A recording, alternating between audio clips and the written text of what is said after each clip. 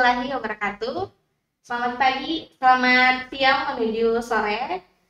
Saya sampai dulu teman-teman dari sahabat Itkesmu Sidra. Nah, kebetulan saya harapkan teman-teman semua dimanapun kalian berada dalam keadaan sehat walafiat dan berbahagia. Seperti narasumber kita pada siang kali ini, beliau adalah Pak Rektor Itkesmu Sidra, Bapak Dr. Muhammad Tahir Senong, MKes, dan juga meluangkan waktunya untuk kita berbincang-bincang santai ya dengan Bapak. Oke Pak, Assalamualaikum Pak. Waalaikumsalam warahmatullahi wabarakatuh. Bagaimana kabarnya? Alhamdulillah sehat. Mbak Usnul sehat juga ya? Alhamdulillah sehat Pak. Alhamdulillah. Ya. Nah, katanya, untuk memulai ini, silakan Bapak perkenalkan diri juga. Oh, baik. Ya. Nama saya Dr. Muhammad Tahir Senong SKM MKes. Latar belakang pendidikan saya S3 Kesehatan Masyarakat.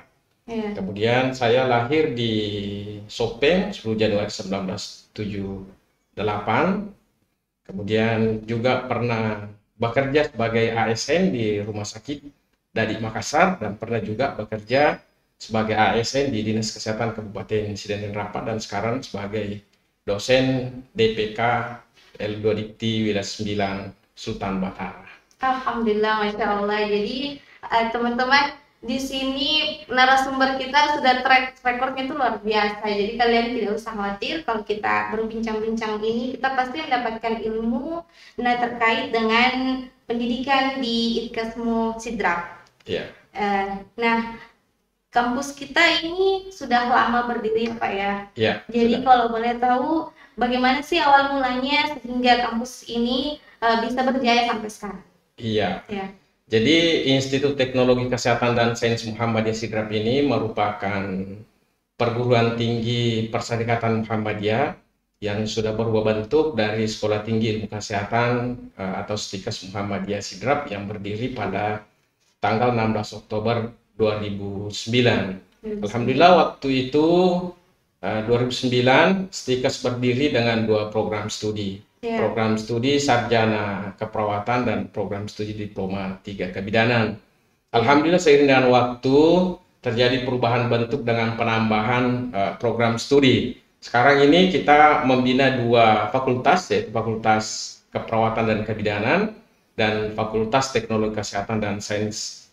Jadi dari 2 fakultas ini masing-masing ada 5 program studi binaannya. Jadi ada program studi diploma 3 kebidanan, ada program studi sarjana kebidanan, dan juga ada program studi profesi bidan, dan juga ada program studi sarjana keperawatan dan program studi profesi nurse. Itu di Fakultas Keperawatan dan Kebidanan. Untuk Fakultas Teknologi Kesehatan dan Sains itu ada 5 juga program studi di situ. Ya. Ada program studi diploma 3 farmasi, ada program studi sarjana farmasi, ada program studi administrasi kesehatan, ada juga program studi diploma 3 kesehatan gigi, dan juga program studi sarjana terapan terapi gigi. Jadi di situ awalnya kita dari 2 program studi sekarang sudah menjadi 10 program studi. 10 program Iya. studi. Iya. Jadi sangat berkembang ya Pak ya. Ya, alhamdulillah 10 tahun terakhir ini luar biasa perkembangannya dan kemajuannya. Jadi ITKES tumbuh dan berkembang. Iya, betul Pak. Semuanya dimulai dengan niat dan usaha tentunya, serta keinginan untuk Iya. terus maju ya Pak ya. Iya, Seperti tentu itu. ini kerja tim, kerja Kerja tim. sama semuanya. Iya. Kemudian setelah kita tahu tadi tentang sejarahnya dan beberapa program studi tadi, nah sekarang itu kan Pak banyak sekali di sini kampus-kampus selain Itkesmu. Nah kira-kira bagaimana cara Itkesmu ini untuk tetap eksis di tengah kampus-kampus kita menjadi nomor 1? Iya, jadi memang sekarang ini luar biasa Ya. perkembangan perguruan tinggi ya. Jumlah perguruan tinggi terus bertambah. Kemudian bagaimana IPKES bisa terus eksis, tumbuh dan berkembang di tengah-tengah banyaknya perguruan tinggi ini, maka tentu adalah bagaimana kita melakukan perbaikan kualitas mutu pendidikan kita ini. Bagaimana apa yang dilakukan IPKES Muhammadiyah Sidrap untuk memperbaiki mutu, tentu kita akan berbicara pada input dulu. Bagaimana inputnya, dosennya. Jadi harus dosen memenuhi kualifikasi pendidikan minimal S2, dan bahkan kita sekarang mendorong bagaimana mereka, dosen-dosen kita yang ada di sini, untuk melanjutkan pendidikan ke jenjang doktoral. Kemudian dari segi sarana prasarana tentu kita juga terus kembangkan, terus kita tingkatkan. Ini baru-baru kita sudah membangun gedung perpustakaan, ya insya Allah itu akan berlantai 4 nantinya. Sekarang sudah selesai lantai 1 dan sudah ditempati sekarang ini.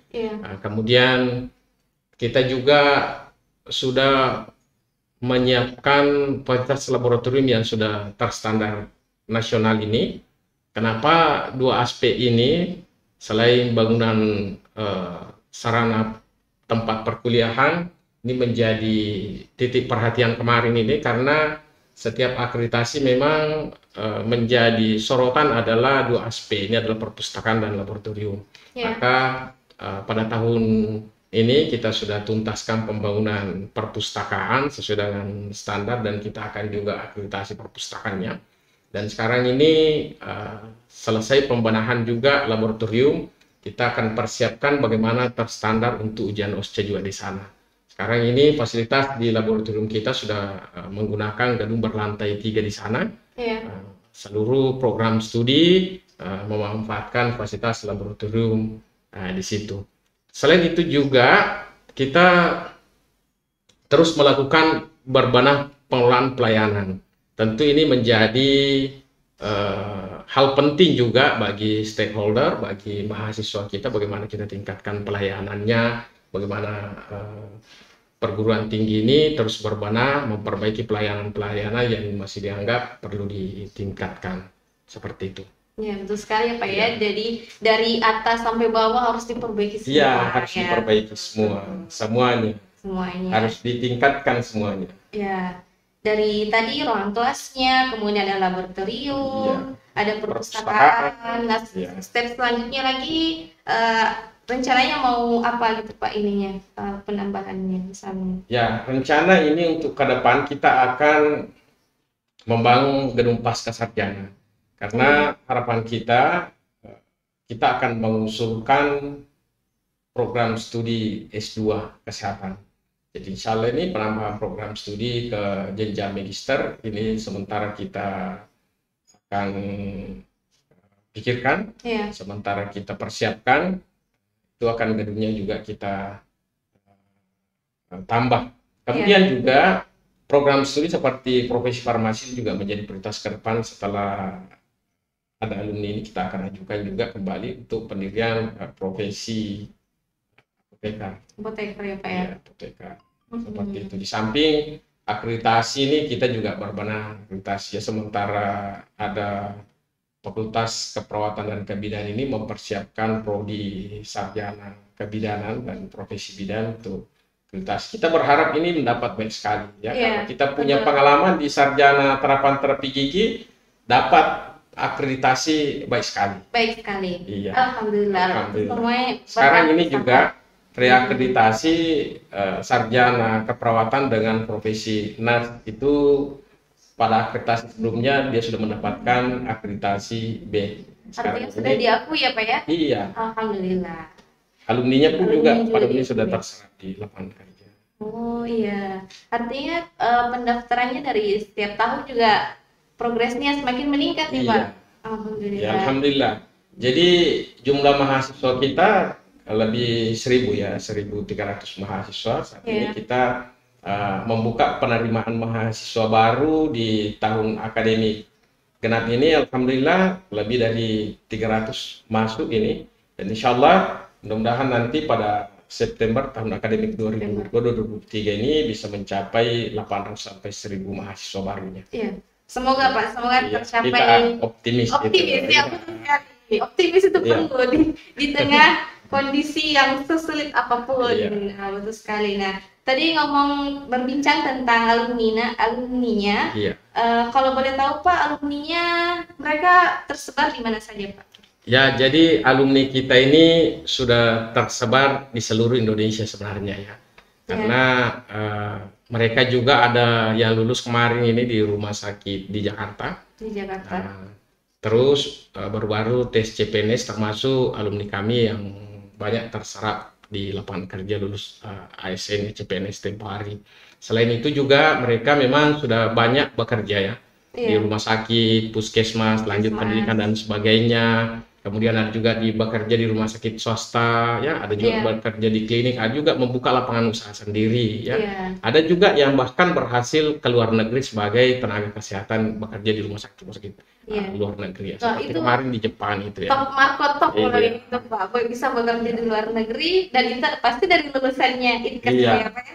Iya, insya Allah kita sementara akan menjalin kerjasama lagi ini salah satu mitra untuk penyiapan tenaga kerja di negara-negara Arab ini. Di negara-negara Arab. Iya.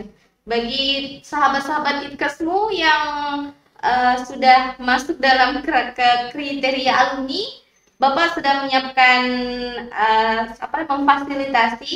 Jadi kalau mau silakan yang belum ada panggilan kerja yang sampai sekarang dan bisa untuk ya seperti tadi ya Pak ya. Bisa mendaftar langsung di ITKAS, akan difasilitasi untuk mendaftar ke luar negeri, bekerja di luar negeri. Betul sekali. Seperti di negara Jepang, negara Belanda, negara Kuwait, Arab Saudi dan sebagainya. Ya, itu menjadi target kita ke depannya dan kita sudah punya pengalaman alumni kita bekerja di sana. Ya. Iya, betul sekali Pak. Dan tentunya pasti banyak pengalaman ya yang bisa mereka share nanti, mungkin bisa sharing-sharing juga dengan para alumninya. Iya, betul sekali. Kemudian setelah itu apa harapan Bapak untuk kedepannya dengan ITKASmu? Ya, harapan kita tentu ini terus tumbuh dan berkembang. Ya, menjadi salah satu perguruan tinggi milik Perserikatan Muhammadiyah yang terus berkiprah mencerdaskan kehidupan bangsa. Jadi mahasiswa kita saat ini bukan hanya dari Sidrap, bukan hanya dari Sopeng, Engreka, Wajo, Pindrang, Pare, bukan. Tetapi selain yang ada di Sulawesi Selatan ini, Provinsi Sulawesi Selatan ini, mahasiswa kita juga ada berasal dari Sulawesi Barat, Sulawesi Tenggara, Sulawesi Tengah, bahkan ada dari Maluku, Papua, dan Kalimantan, termasuk NTT ada ya, kita di sana. Memang kita ini adalah perguruan tinggi PTM ya, perguruan tinggi Muhammadiyah, tetapi kita juga menerima calon mahasiswa yang beragama non-muslim. Iya, betul sekali. Boleh masuk di sini selama itu bisa mengikuti ketentuan peraturan yang berlaku di kampus kita. Kita juga punya harapan bahwa perguruan tinggi kita ini terus maju dan berkembang, terutama pada peningkatan mutu pendidikan ini dan akreditasi. Kita juga ini target ini ada prodi yang bisa masuk unggul, itu target kita. Nah, kemudian selain itu juga kita akan mencoba untuk membuka program studi yang memang menjadi kebutuhan masyarakat, ya, menjadi kebutuhan masyarakat. Sementara ini kita akan mempersiapkan sekitar 2 atau 3 program studi yang kita akan buka ini untuk memenuhi kebutuhan masyarakat. Iya, betul. Ya, seperti itu. Dan tentu adalah bagaimana memajukan semua program studi ini. Tidak boleh ada program studi yang tertinggal atau tidak terakreditasi, bahkan ya paling tidak semuanya harus masuk pada akreditasi baik sekali atau bahkan bisa unggul. Betul Pak. Satu tujuan organisasi ya tentu saja bagaimana supaya kita sama-sama bangkit, kita sama-sama maju dan bisa sama-sama melahirkan karya-karya untuk ITKASmu ini. Saya kira cukup sekian. Tadi juga Bapak sudah menyampaikan harapannya dan semoga kita mendapatkan mendapatkan sesuatu yang bisa dipetik dari podcast kita ini. Sekali lagi saya ucapkan saya atas nama Husnul, Pak, saya belum perkenalan tadi. Oh, iya, Mbak Husnul Fatimah. Saya mengucapkan terima kasih Ya, kepada sama-sama, Bapak Mbak untuk Husnul. meluangkan waktunya. Semoga Bapak sehat terus. Amin ya rabbal Amin. alamin. Dan Itkes semua Sidram jaya. Ya, tumbuh dan berkembang. Tuh udah berkembang. Maju. Demikianlah bincang santai kita bersama dengan Bapak Rektor Dr. Muhammad Tahir Mkes. Semoga memberikan manfaat, dan tentunya saya berharap teman-teman tetap kembali lagi ke channel kita dan sukses selalu. Jaya. Iya, jaya. Assalamualaikum warahmatullahi wabarakatuh. Waalaikumsalam warahmatullahi wabarakatuh.